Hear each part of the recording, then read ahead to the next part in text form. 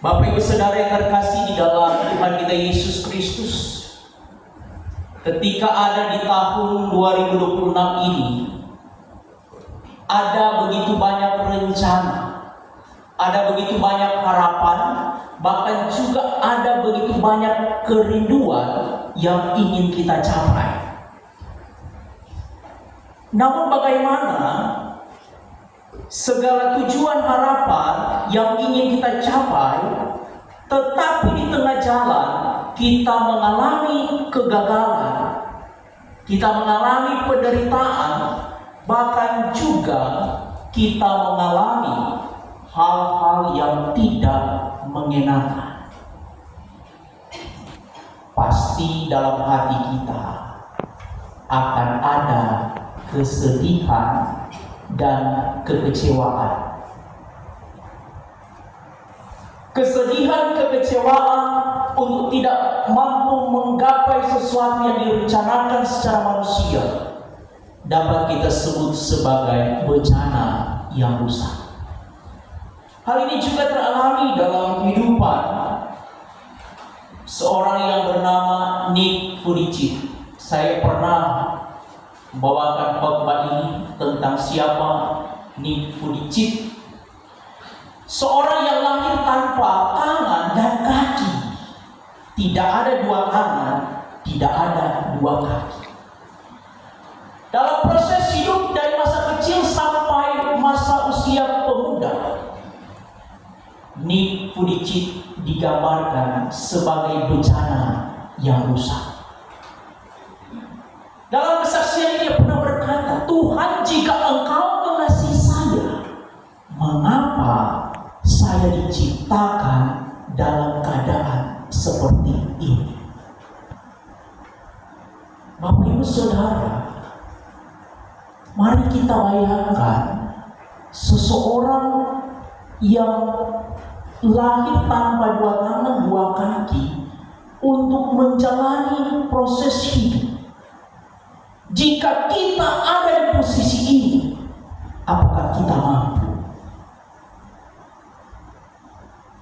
Pasti tidak ada seorang pun di antara kita yang menginginkan situasi keadaan ini.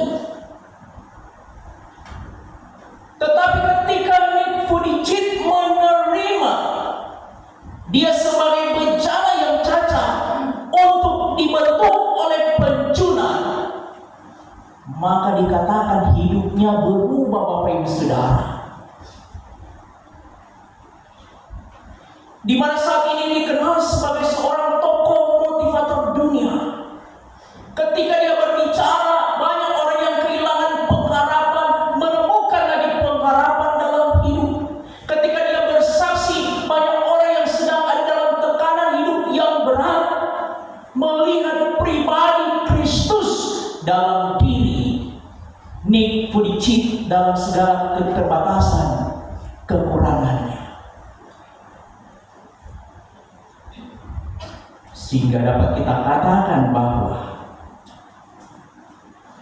tanah liat tidak pernah mengerti rencana pencunan, tetapi pencunan mengerti dan membentuk tanah liat untuk menjadi alatnya.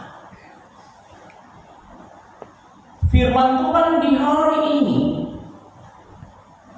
di mana dikatakan Allah berfirman kepada Yeremia untuk belajar dari tukang periuk. Dia pergi ke tempat tukang periuk, kemudian dia melihat ada bencana yang sementara dibentuk oleh tukang periuk dengan alat pelarikan. Dan apabila bencana itu rusak, maka tukang periuk ini kembali membentuk bencana itu sesuai dengan apa yang baik menurut pandangan matanya. Jika kita melihat situasi kehidupan kita saat ini, banyak di antara kita mungkin pernah bertanya, "Tuhan, mengapa rencana saya gagal?" Karena kita memiliki banyak sekali rencana. Tetapi setiap merencanakan sesuatu, kegagalan teralami. Mengapa usaha saya hancur? Membangun usaha, tiba-tiba mungkin kita ditipu atau ada sesuatu yang terjadi sehingga usaha itu pun hancur. Bahkan juga kita bertanya, mengapa doa saya belum terjawab? Dari firman menjawab, kegagalan bukanlah akhir.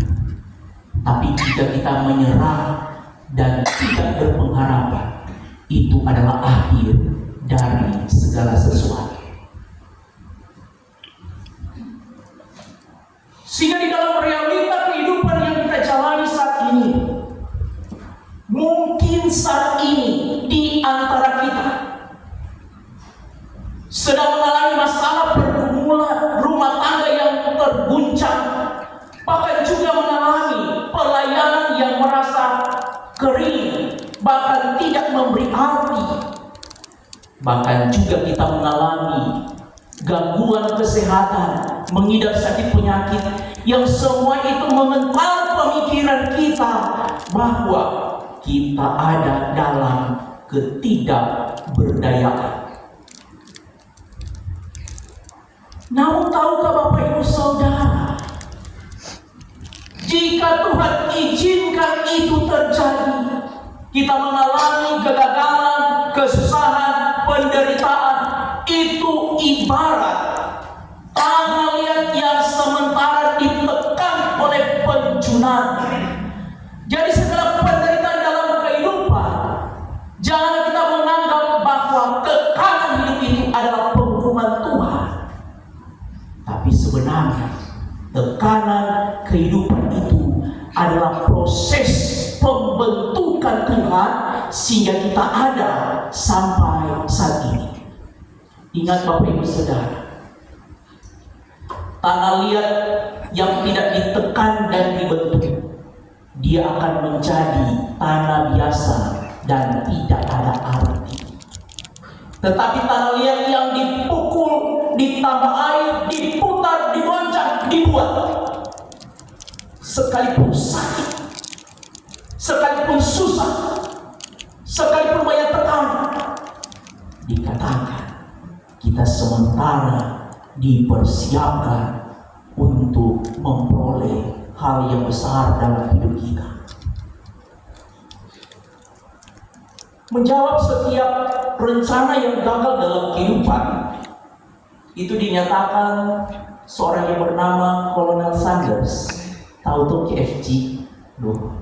Raja makan tuh enak tuh ya, yang goreng.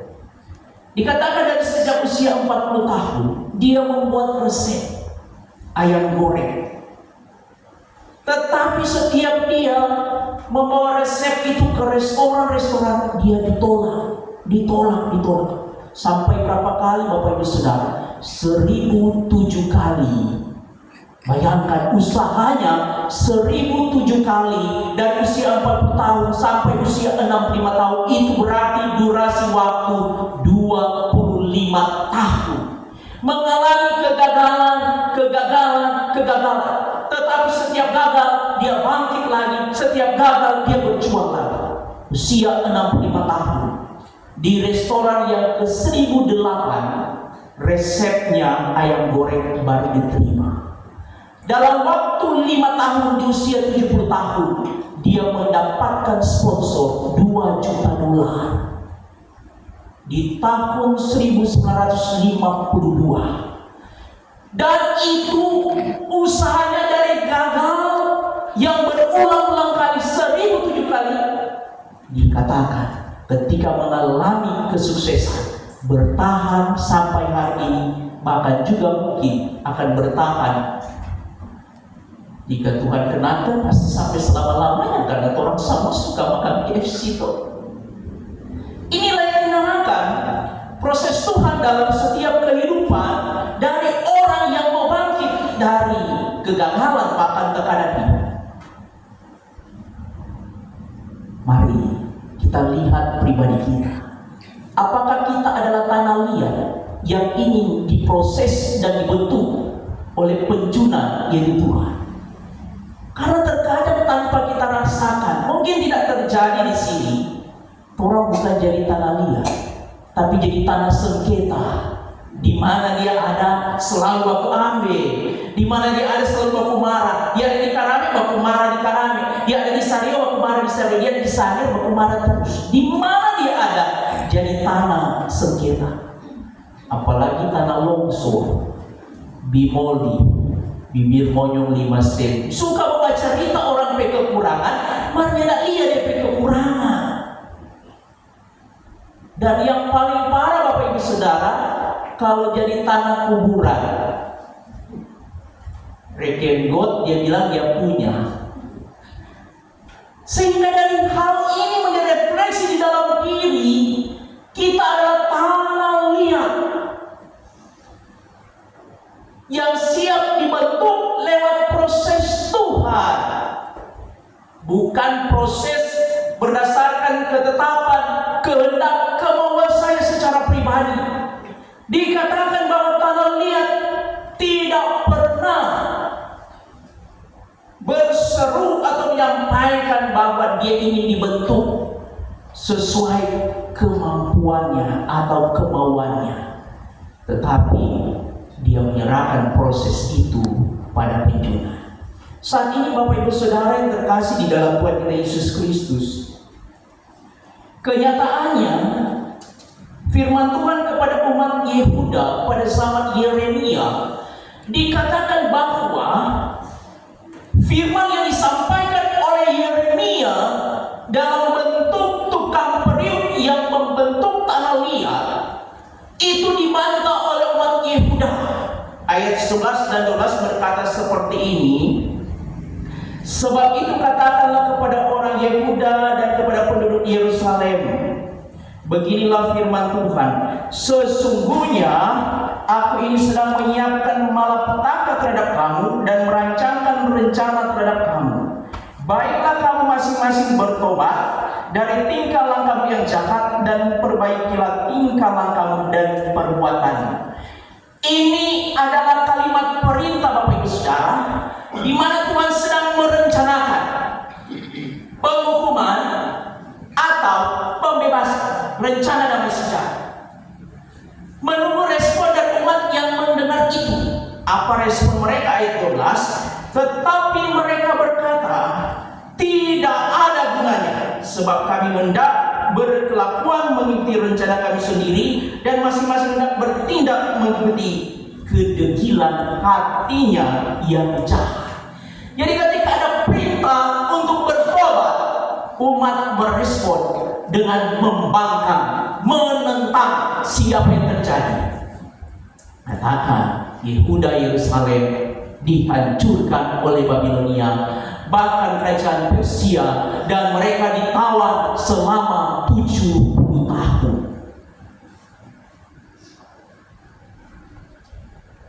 Sehingga memang jelas setiap firman yang dihotbahkan di mimbar gereja, di mimbar kolom, bukan untuk mencari kesalahan dari jemaat, tetapi suara firman yang disampaikan mengajak masih ada kesempatan, ada pertobatan, metanoia, pertobatan secara holistik menyeluruh, sehingga lewat pertobatan itu pun ada keselamatan.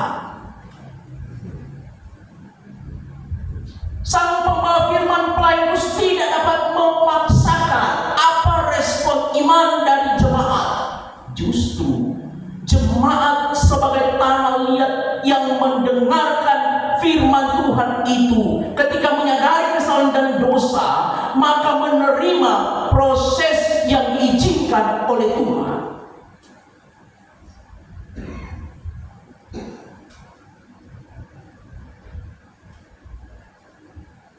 Firman ini mengantar kita pada pemaknaan minggu sengsara yang kedua Yesus Kristus.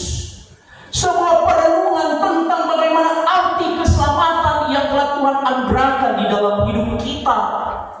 Sehingga bukan secara kebetulan ketika firman ini berbicara, di mana justru penjunan agung yaitu Yesus Kristus sedang membentuk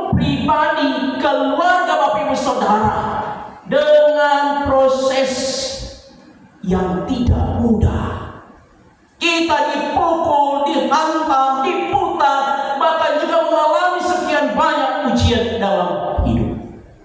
Tapi proses Tuhan bukan untuk membuat kita jatuh dan binasa, tetapi menjadi bencana yang baru.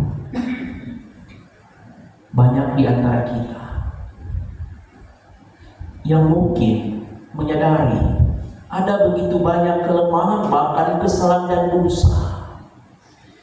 Bahkan dosa masa lalu begitu kental ada di dalam hati dan pikiran, seolah-olah menempatkan dan memposisikan diri kita menjadi tertuduh. Sekali berdosa selamanya saya hidup dalam dosa. Tetapi dalam penglihatan minggu sengsara yang kedua dari firman ini menyatakan justru jika ada pengakuan pertobatan yang tulus, maka engkau menjadi bencana yang baru.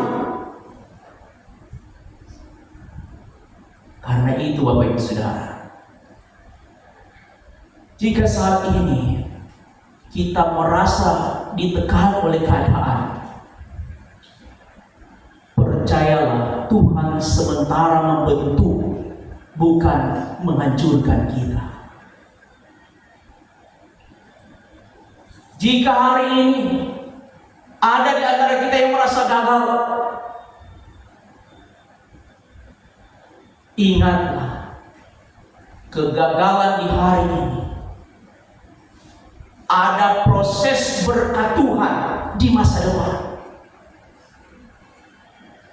Jika hari ini mungkin ada doa yang belum dijawab, mungkin engkau hanya meminta seperti ini, tapi Tuhan mempersiapkan yang besar. Menanti dengan penuh kesabaran waktu Tuhan.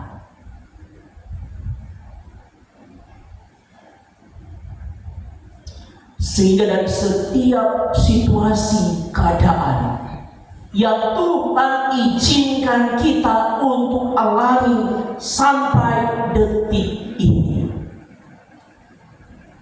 sekali lagi Tuhan sementara membentuk kita untuk siap memperoleh berkat yang Tuhan izinkan teralami. Setiap orang yang berupaya berusaha bekerja keras dengan air mata lewat keyakinan iman, ketika Tuhan menganugerahkan kesuksesan keberhasilan, dia tidak akan menjadi pribadi yang sombong dan angkuh, tapi dia menyadari berkat ini adalah dari Tuhan dan dia manfaatkan berkat itu bagi sesama. Setiap orang yang dibentuk oleh Tuhan lewat kesabaran dan penuh dengan kerendahan hati, ketika ada pencapaian di dalam hidupnya, dia pun menyadari bahwa ketika dia berada di bawah, dia melihat yang di atas terasa kecil, dan ketika dia berada di atas, dia melihat yang di bawah terasa kecil. Itu berarti tidak ada yang dapat dibanggakan. Yeremia menyampaikan berita pertobatan dan keselamatan. Di minggu sengsara yang kedua ini pun kita diajak untuk bagaimana melihat via dolorosa, jalan sengsara itu sebagai bagian untuk menuju pada janji keselamatan dan berkat dari Tuhan. Tuhan Yesus berkati firman-Nya kita semua. Amin.